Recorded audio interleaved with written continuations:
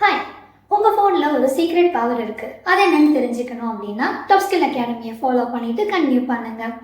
உங்களுடைய ஃபோனில் ஒரு அன்னோன் நம்பர்லேருந்து கால் வருது அப்படின்னா அது சஸ்பெக்டட் கால், ஸ்பேம் கால் அப்படின்னு சொல்லிட்டு ஒரு வார்னிங் கொடுக்கும்.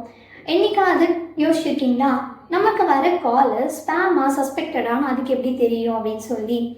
ஒரு நம்பர்லேருந்து மல்டிபிள் பீப்புள்ஸ்க்கு கால் போகுது, பர் டேலேயே more than hundreds and thousands of பீப்புள்ஸ்க்கு கால் போகுது அப்படின்னா அது அந்த சிக்னலில் வந்துட்டு எனக்கு கேப்சர் ஆகும்.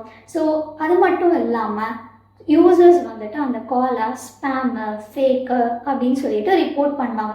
இந்த ரிப்போர்ட்ஸையும் அது கலெக்ட் பண்ணும். ஸோ இந்த மாதிரி இன்ஃபர்மேஷன்ஸை கலெக்ட் பண்ணி ஏஐஎம்எல் அந்த காலோடைய ஹிஸ்ட்ரியை ஐடென்டிஃபை பண்ணும்.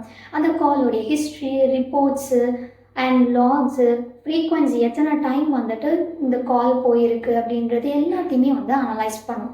அனலைஸ் பண்ணி ஸ்பேம் ஸ்கோரிங் சிஸ்டமில் இதை கேல்குலேட் பண்ணி எனக்கு இந்த நம்பருக்கு இவ்வளோ ஸ்பேம் ஸ்கோர் இருக்குது அப்படின்னு சொல்லி ப்ரொவைட் பண்ணும். ஸோ நெக்ஸ்ட் டைம் அதே நம்பர்லேருந்து எனக்கு கால் வருது அப்படின்னா அதோடைய ஸ்பேம் ஸ்கோரிங் ஹையாக இருக்கும்போது எனக்கு ஒரு வார்னிங் கொடுக்கும். ஸோ அந்த டெக்னாலஜி அப்படின்றது ஜஸ்ட் வார்னிங் மட்டும்தான் கொடுக்கும். ஸோ அது வார்னிங் கொடுத்தாலும் கொடுக்கலனாலும் நானும் நம்பர்லேருந்து ஒரு கால் வருது அப்படின்னா sensitive informations and personal details எதுவுமே நான் ஷேர் பண்ண கூடாது.